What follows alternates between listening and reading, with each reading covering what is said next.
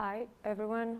Good afternoon. I know this moment of the time of the day in every conference is the most challenged one because you came from lunch and probably, as we call in my region, is the moment of siesta, of the nap. So I hope I'm going to try to make this the most entertaining that I could, even when it's about like cups.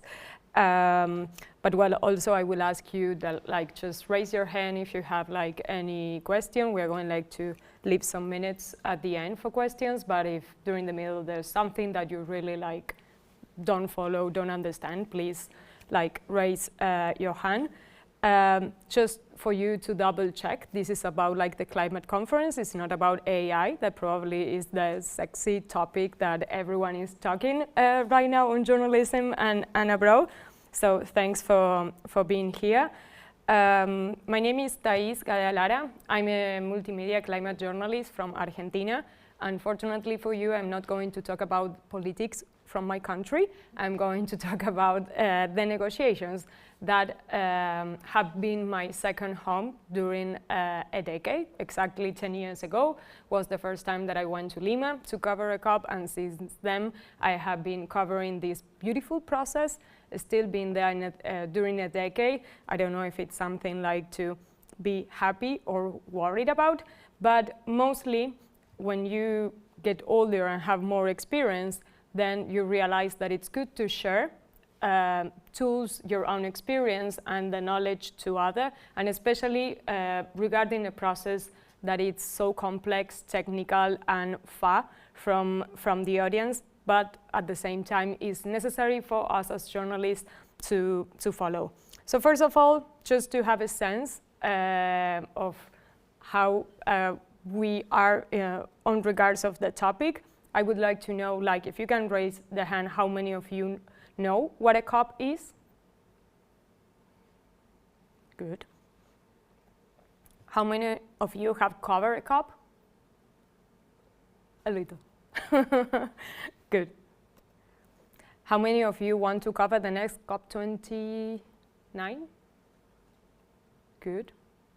Probably if I say the following one in Brazil, everyone is going to raise their hands just to go to Brazil, you know?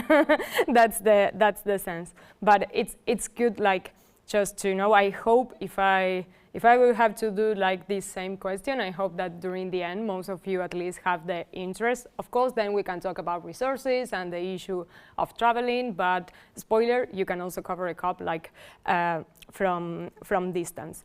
So the idea will be just to share some of the recommendations on how to cover climate negotiations, but trying to do that better.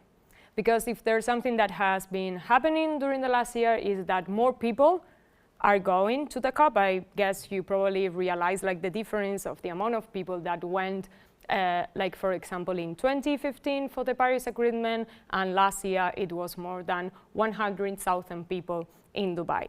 The issue is that most of that people are not following the process, are not covering in the sense of, in the case of journalists, not all of them are following the thing, the heart, the core of all this process that are the negotiations.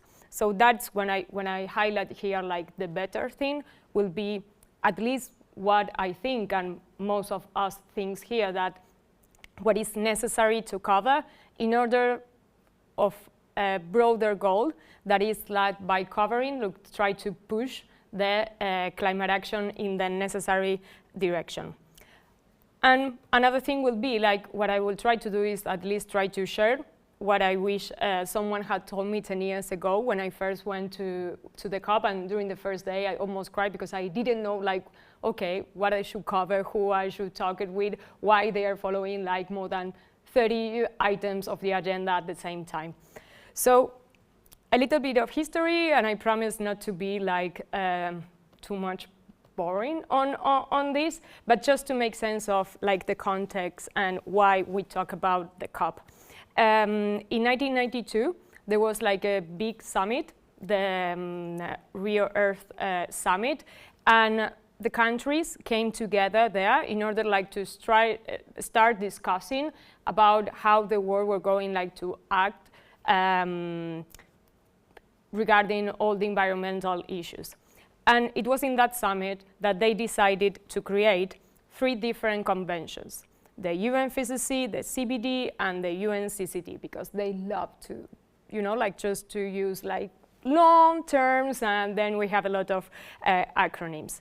So these 3, the idea will be like the countries under these 3 conventions, we're going like to meet every year, we're going like to discuss, negotiate, and make decisions in order to how to address climate change, how to also address the loss on biodiversity, and how to combat desertification. The one that we are going like to follow here today is the one under the UNFCCC, the climate COP, but I can tell you like the base of the recommendations can be useful for you also to cover the other ones. That for example, the next one on biodiversity is going like to be in October in Colombia. So regarding the climate conference, we have the UNFCCC, or UN Climate Change, as most of the people popularly name, and is the primary international mechanism to address climate change. The COP, that word came from like the conference of the party, is the main decision-making body. And the parties meet every year, always is at the end of the year in different, and then we can talk about that, how they do the selection, but it's always in different region. And the idea is like they work the whole year. It's not that they only work 2 weeks of the year, but they work during the year in order for them in 2 weeks discuss more like and make political decisions to act on climate. And one thing that is important for us to understand why it's so complicated for the countries like to make important decisions or to raise the ambitions is because the decisions must be under 100% consensus. And you can say, well, come on, that's easy. I can guarantee you that if we now, I don't know, ask for ice cream, probably we are not going like to agree on which are, like the flavors that we are going like to select. It's complicated, especially because I say something like nice as having an ice cream, but when we talk about decisions that requires changes in all the sectors and there's a lot of conflict of interest behind, that complicate everything a little bit more. So under the UNFCCC, we have 2 important agreements. The first one was the Kyoto Protocol with a very young Al Gore, and it was established in 1997, entered into force in 2005. And I will say that the most important thing like to remember about this in comparison with the Paris Agreement is the fact that the Kyoto Protocol was an agreement that set a goal only for the developed countries. The idea was for them to have a target to reduce emission, so it was focused on mitigation, but only regarding the actions that have to be done by the developed world. There was a lot of issue on its implementation, basically because US never ratified it, Canada withdrew it in 2011, and this issue that having like the most responsible countries that they are supposed to implement an agreement, but they are always trying like to put different reasons or arguments in order not to do so, was really complicated on the implementation. But that was also a learning.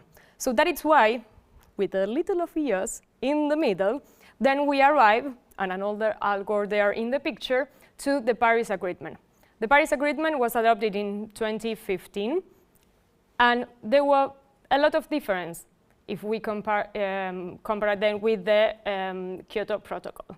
One of that is that the goals and the implementation of the Paris Agreement is not only for the developed world, it's also for the developing world. All the parties need to ask, but under the principle of common but differentiate responsibilities. That means that all the parties need to do something, but there's some difference regarding, for example, like how US has been contributing to the issue of climate change and how, for example, did Barbados or any other island country. So because of that is that both countries are going like to act, but US, for example, is supposed to help the other countries financially in order for them to also act on climate.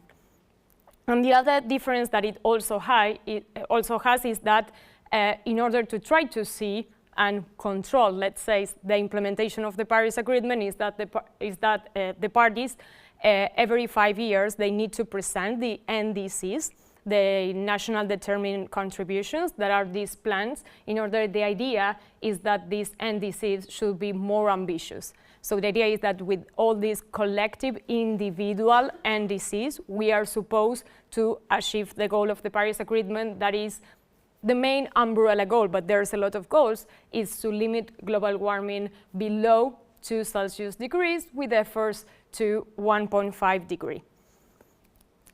So following on that, and put also like the focus, another difference in comparison with the Kyoto Protocol is that in the Paris Agreement is not only about mitigation, it's not only about the reduction of emissions, but they try to do a push, and I say try because we are still not there, but they try to also promote an equal action between mitigation and adaptation. And that it's important because adaptation is an agenda that defends and needs the most vulnerable country. Basically is how to prepare better to the present impacts of climate change.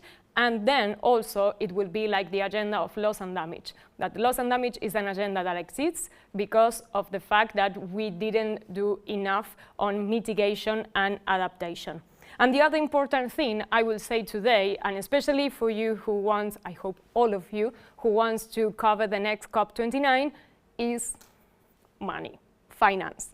Without money, there's no going to be climate action. And today, or during the last years, I will say, the climate negotiations were about negotiations on finance. Who gives the money? Who needs to receive the money? Why the money compromise doesn't appear? And everything is connected and blocked because of that. Again, there are a lot of interests behind that. And then, if you want, we can talk a little more about that. So what happened once we have the Paris Agreement? This is a real picture. But what happened? It was more funny, like just to, okay, yeah, we need to agree on an agreement. And once we have the Paris Agreement, okay, what we have to do now?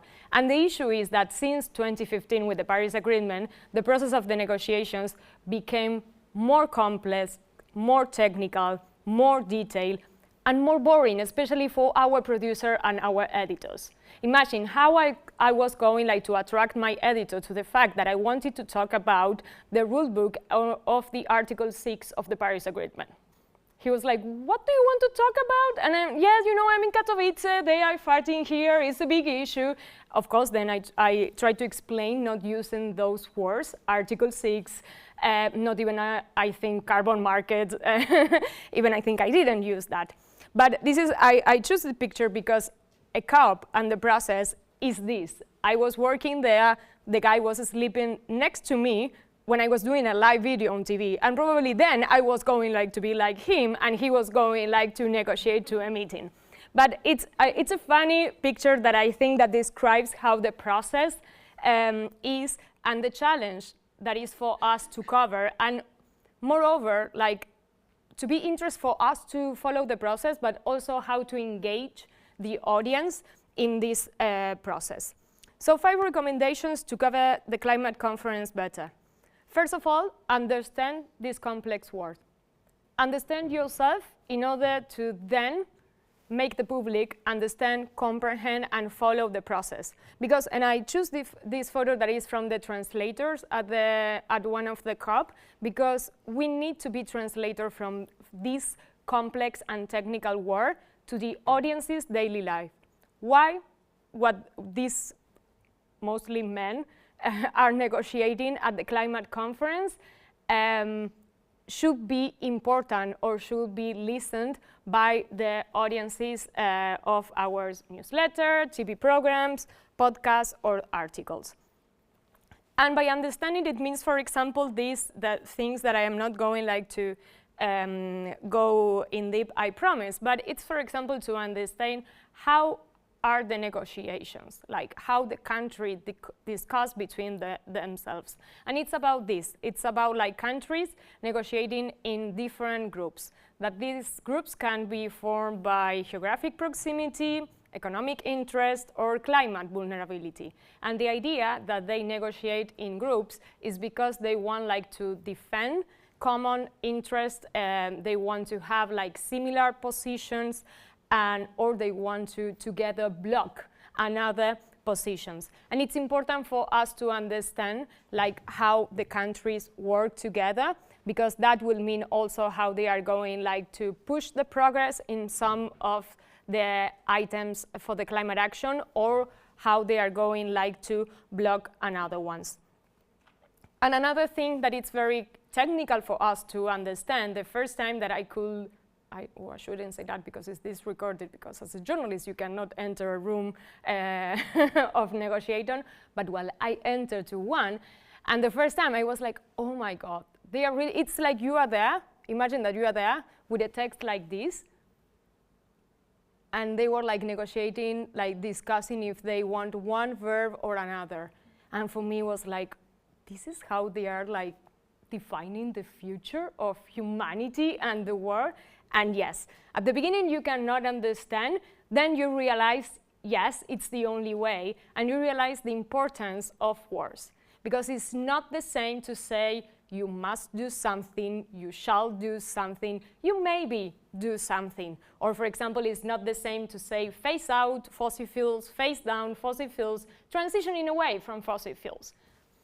And I cannot tell you, today I was sharing with him, like I had to be 1 hour last year trying to see how I was going to translate in Spanish, transitioning away from fossil fuels, in order to have the same legal and responsibility meaning. So that's another thing and another challenge that we have while covering.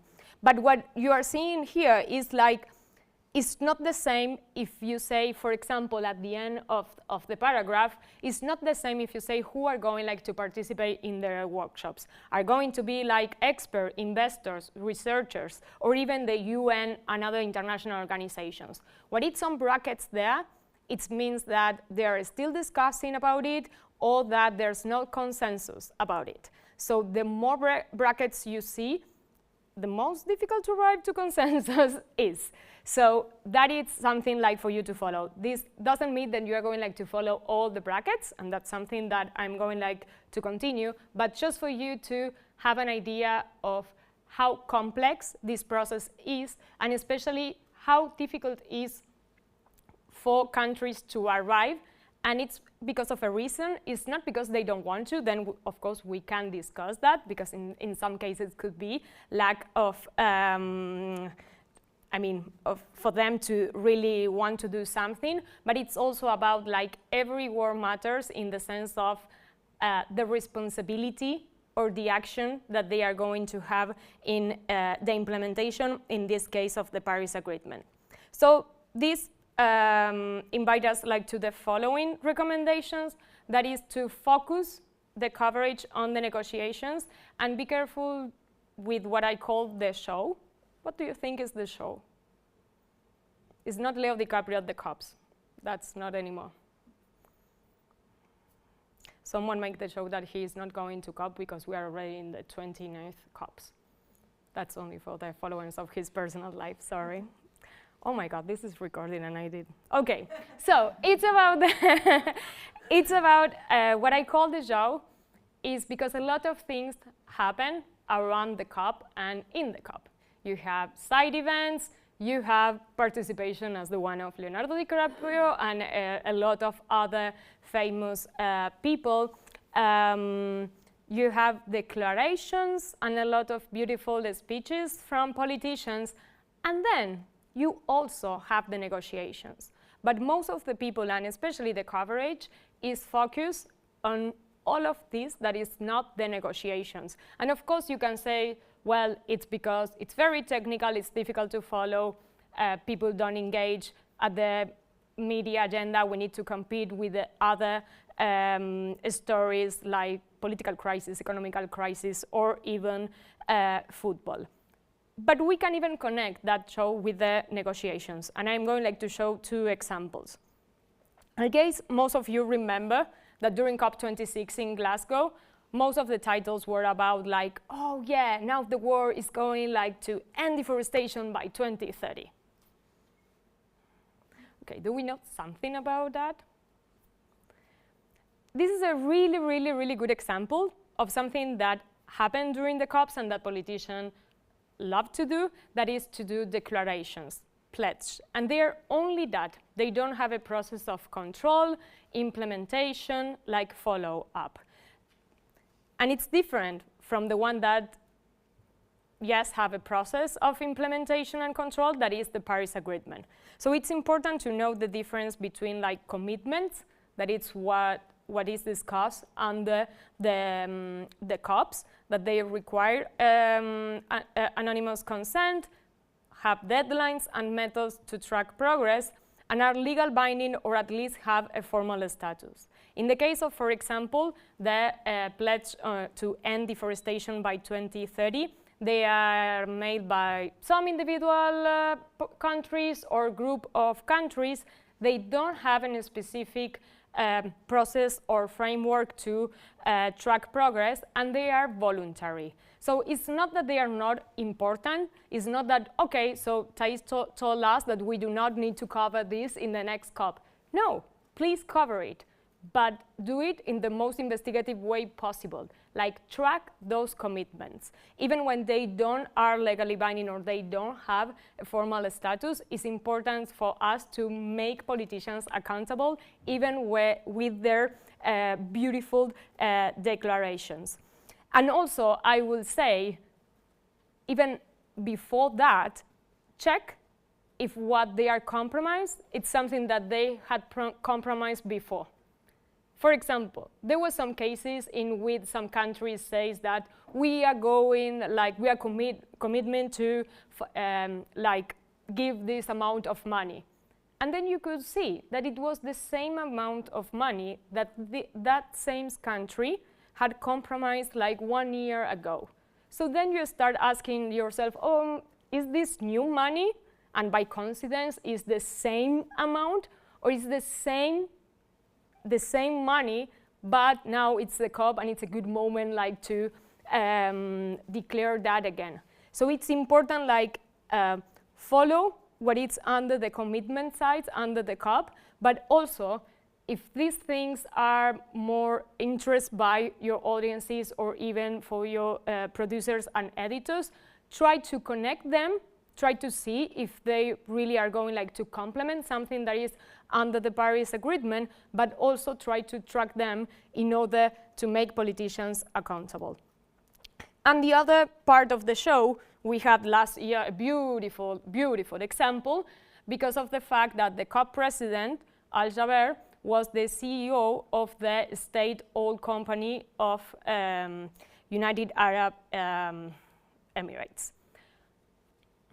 There's something called conflict of interest, but you can search for the meaning on a dictionary.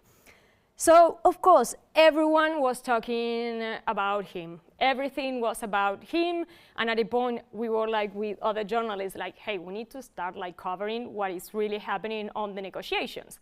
But this was a very big issue because there was definitely a conflict of interest. So how was the way to cover this? Well, let's try to see that because of the fact that he's a CEO of an oil company, let's see if this affects or not the negotiations. Oops!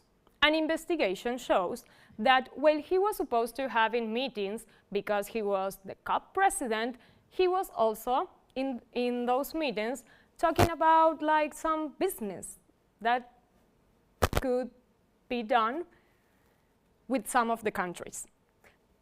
So in this case, it's not about, okay, let's not talk about the show of the fact that we have these oil men in the room, but it's about, again, try to show the connection and try to see how this could impact or is already making an impact on the negotiations.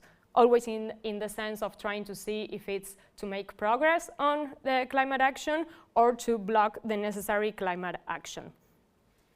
And regarding that, I like to do these questions when talking about like the negotiations.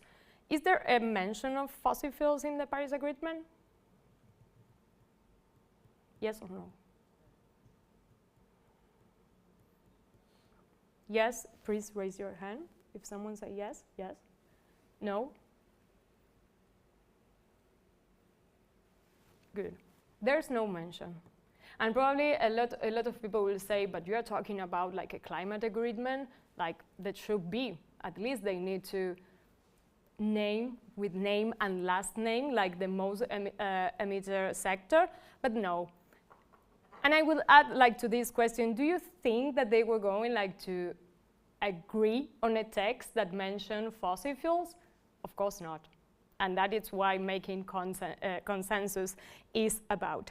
But the reason why I bring this like to the table is to also consider, because during all these decades of negotiations, the fact that fossil fuels doesn't appear or appear in some lighter way on the text, it's a big thing, because it's about like the conflict of interest or the pressure of interest that we can see in the negotiations. The fact that fossil fuels start to appear like in COP26 and last year with the transitioning away from fossil fuel doesn't mean that the representatives of the sector are not at the climate conference. In fact, for example, the investigations that Global Witness does every year show us how the fossil fuel lobbyists are there at the COPs, and even that the amount of lobbyists that are there, I would say that are definitely most of the Latin American journalists that are at every COP, definitely. So they can do more pressure that we can do. And what should we do here? Like besides always this number that repeats and in an increasingly way every year.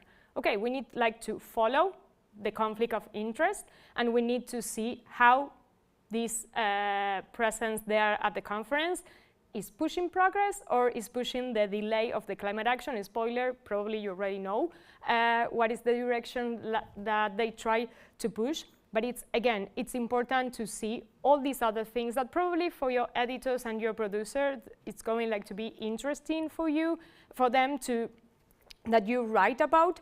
But again, try to connect like with the negotiations, like why they really want to have an ambitious mitigation working program, why they would prefer that maybe the next financial climate goal is not going like to be as ambitious as some countries are asking to. So those kind of the things that we need to try to see at the negotiations. The third one will be to focus on one or two topics. So far, probably you already hear me talking about loss and damage, mitigation, adaptation, finance. Even with finance, I could start listing like a lot of different things, like finance for loss and damage, finance for adaptation, finance also for mitigation, the past goal on finance, the next goal on finance. There are a lot of things happening at the COP and discussing under the COP. And sorry, but it's impossible to cover everything. That's the first honest thing that you need to tell yourself when starting, like when you decide like to cover the negotiations. It's impossible. It doesn't mean that we cannot have like a broader perspective of what happened, especially at the beginning and at the end. But it's important that if we really, really want to make impactful journalism, that we choose one or two topics, maybe sometimes, especially if they are connected, in order to can like research on that, follow that topic in detail, understand the positions between the countries, and most important, try to find behind every blocking, behind every bracket, behind every like even beautiful speech of politicians, there's a possibility of a story.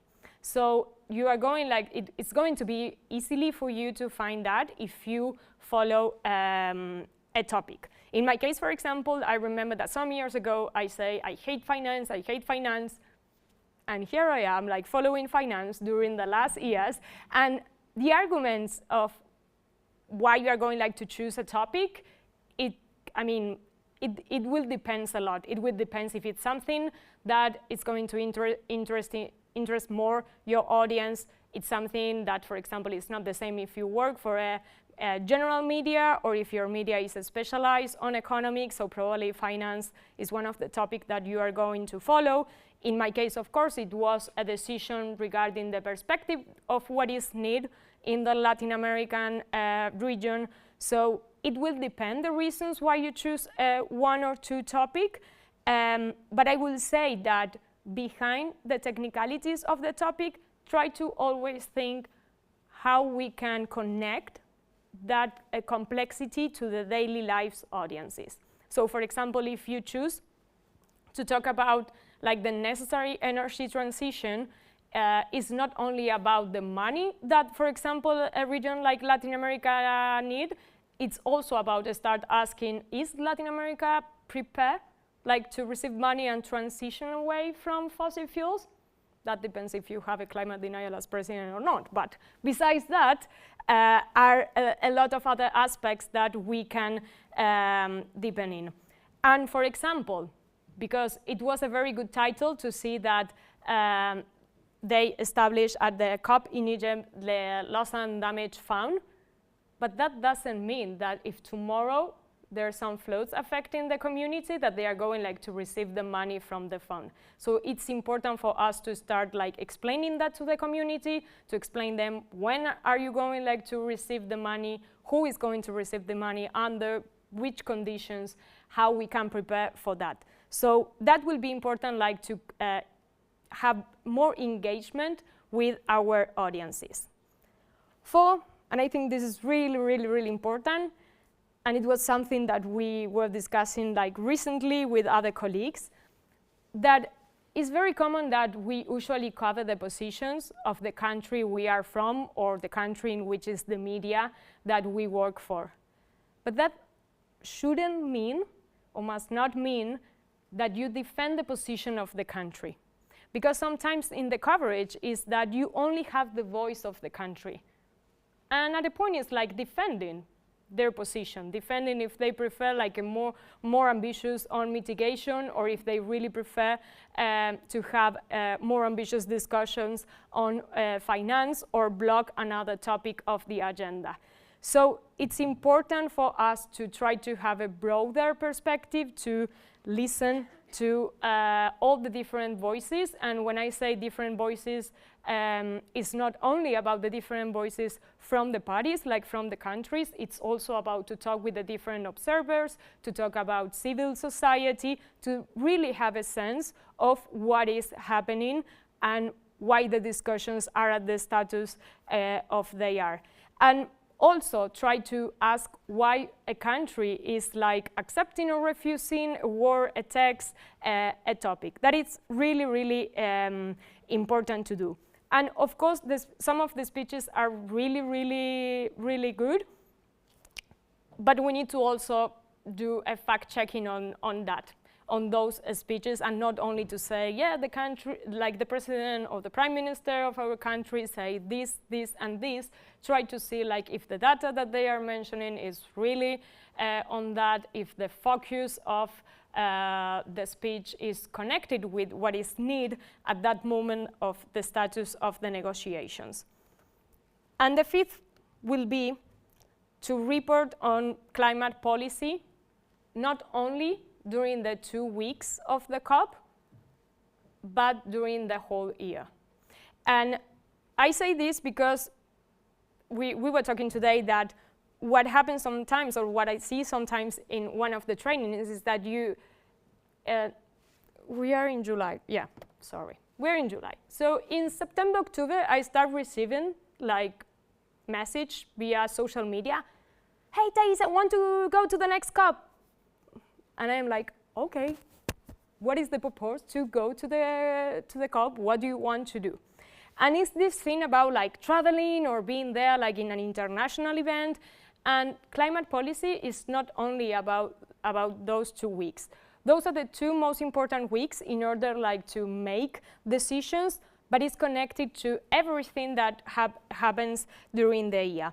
So first of all, when a COP ends, try to analyze the conclusions in this, not in the sense of, oh, this was a success, this was a failure, like try to make a balance, because in a COP you are always going like to have some things in which there was a little progress, sometimes it's bigger, but sometimes it's little, and then of course you have things in which there were no progress, or there are a lot of challenge for the next COP. But if we use like sometimes like this wording of success and failure, it's only going like to feed that knowledge in society that the COP, no, it's something that it's not working and is not good. And I'm not saying by this that is a perfect process, not even like the Paris Agreement is the perfect one, but it's the one that we have, and the idea is that we need like to push that process like to work better, and to work better in the sense of having more ambitious climate action. Again, once a COP finishes, we have the whole year to track and follow the commitments that are made at the COPs, and also, mostly, everything that happened during a year can be connected to what was discussed at the previous COP and what should be discussed at the next one. And we can say, like, every extreme climate event can be connected with that. Every new policy or election, and I'm not going to say anything more than that today, but can be also connected to that. And even, this is so important in my country, we play tomorrow at 2 a.m., just to say, but what is happening in Copa America right now in US, in which even a referee the other day almost fell because of the high temperatures. And I was like, oh my God, I need to be tweeting about this, like, it's my moment, football and climate change together. Not because, I mean, sorry, that sounds like with a lot of excitement, but those are the moments in the year that we have besides these 2 weeks in order to connect to the necessary climate action. And the last thing that I'm going like to say is, I say I was going like to mention 5 recommendations, but a plus one, it was something that 2 years ago, if I were here, I wouldn't even like mention. But Egypt was a before and after for a lot of us in regards of the coverage, and I realized that even during a UN event, it's important that we work on protection. In Egypt, there were a lot of situations of daily intimidation for journalists, and I can share them like my own experience. There were a lot of situations of harassment, so it's important that before every COP, and especially because of the fact that now, you know, they love to do climate conference in petrostates, so there are a lot of like conflict of interest around. It's really, really important to work. I mean, if you work on a newsroom, to work with your editors, your producers, on just have the information. If something happened, which are the measures that I need, like for physical, mental protection, even digitally protection. If you're a freelancer, like try to talk also with other journalists that are going to the COP, or for example, in my case, what I did last year is to contact Amnesty International, just to give me a sense, okay, if Dubai was going like to be the same as Egypt or not, or which were the things that I need to consider. It's not for you to be frightened, but just saying that we are in a discussions that there are a lot of interest around, and when they choose some countries in which those interests are increased, and which are countries that freedom of expression is not on the highest ranking, well, it's important for us also to protect ourselves. Saying that, I think I did okay on the time, yeah, and that we have some time for questions. Thank you.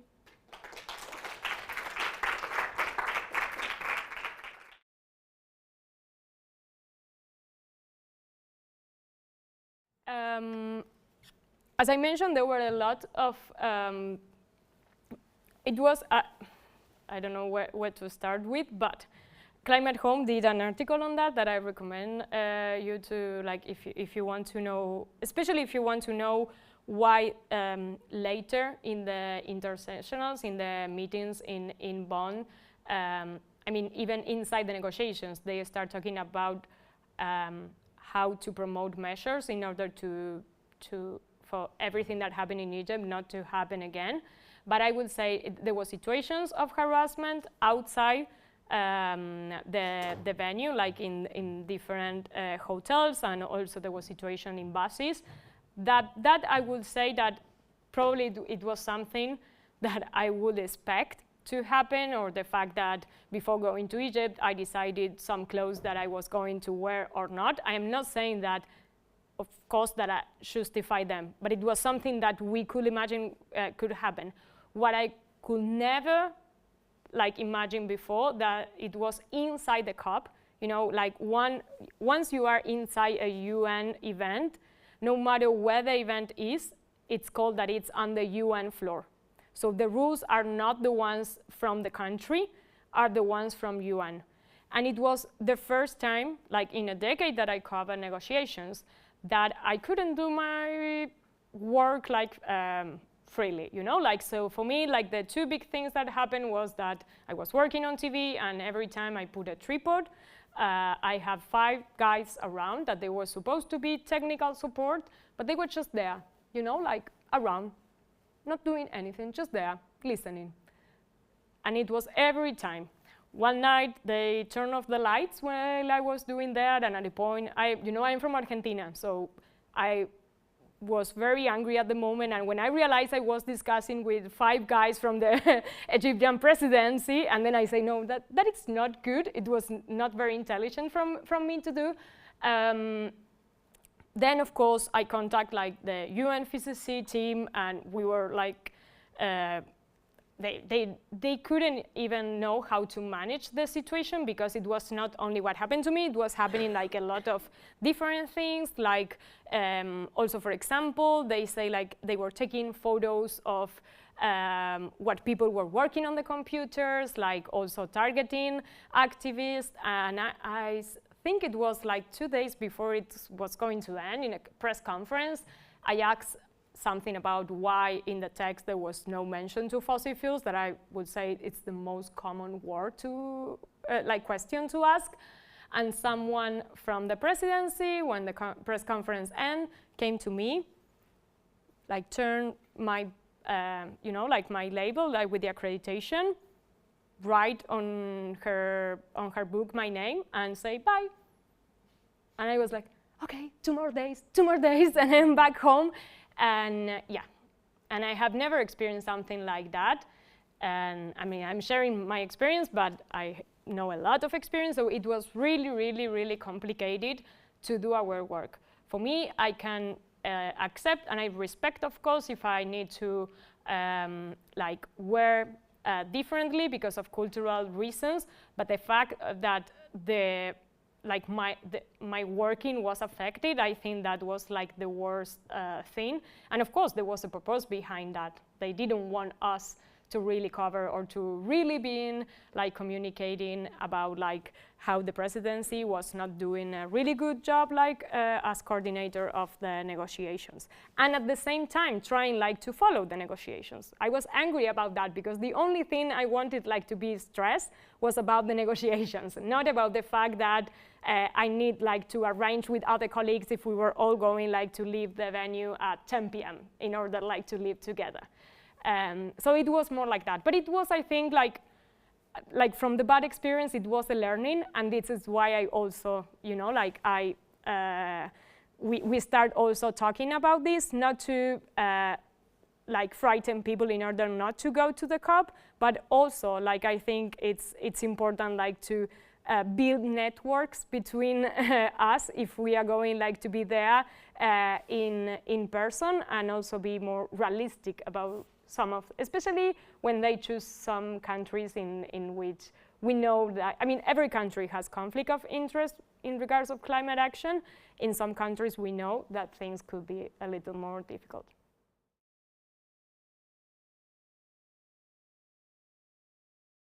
I mean, there are different positions on that from the delegations, in the sense how they want to build the relation with journalists. There are some delegations in which they do daily press conference, in which they are really open, to talk with you, sometimes on the record, sometimes off the records. And there are some other delegations that they prefer not to do anything, not even on or off the record. So that's more difficult. So I will say that, of course, if you have the press conference, it's always good to go there, even if it's not like your country, to go to others' country, because maybe sometimes they mention things that are linking, you know, like to your country. If they are not open, like to give you information, I will say that the only way will be with the observers. There are some organizations from civil society that they are registered as observers, and they have been following the process, some of them since a lot of years ago. So by being observers, it is that they are there inside the rooms, inside those negotiation rooms in which we as journalists cannot enter. So that's also a way for us to know what is happening. It could be on the record, it could be off the record. Sometimes when things are getting complicated during the last year, civil society is more open to start like mention with name and last name, which are the countries that are blocking the negotiations. But I will say that it's complicated to say this, because it's like in a workshop or in a training, and what you are telling the other journalists is you need to be around in the corridor. That's the thing, you know, like that's the thing that as a journalist we have to do, but basically it's like that in order to understand what is happening, to try to listen to different voices. Because even, and as journalists we all know this, like not only for climate policy, but for everything, when a country is too open to do everything on the record, we need to listen everything and double check everything, because again, there are a lot of interest behind. I don't know if I am answering like your question, but I will say it's like that is to, sorry, an important topic. Some weeks before or days before, try to talk with other colleagues, because sometimes there are some WhatsApp group from some of the delegations in which they start sharing when maybe they do some like informal meetings with journalists. So that I would say could be also a good tip.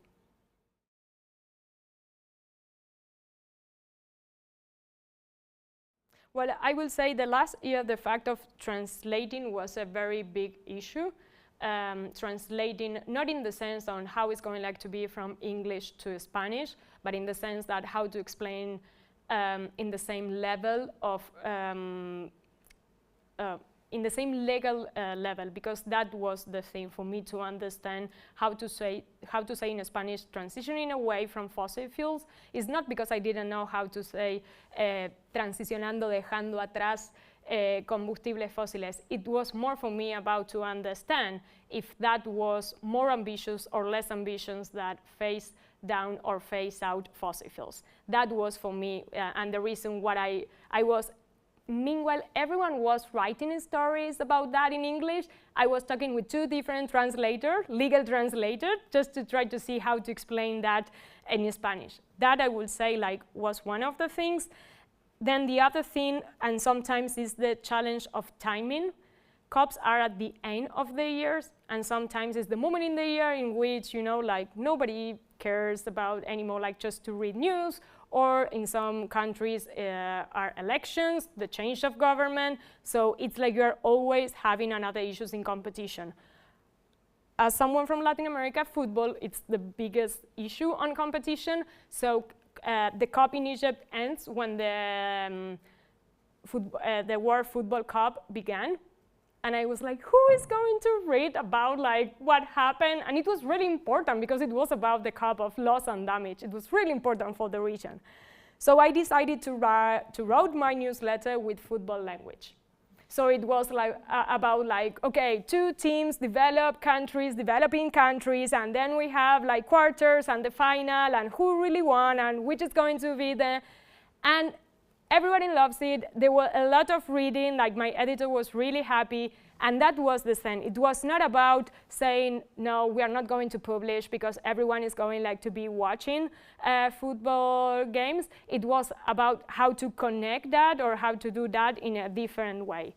So yeah, I will say that the challenge always while communicating on climate negotiations is how to make this a little more sexy for the audience, you know, like, because there are a lot of things happening around, and how we can, you know, like, engage the audience with this. So maybe sometimes it's what they are more interested with, and make those connections.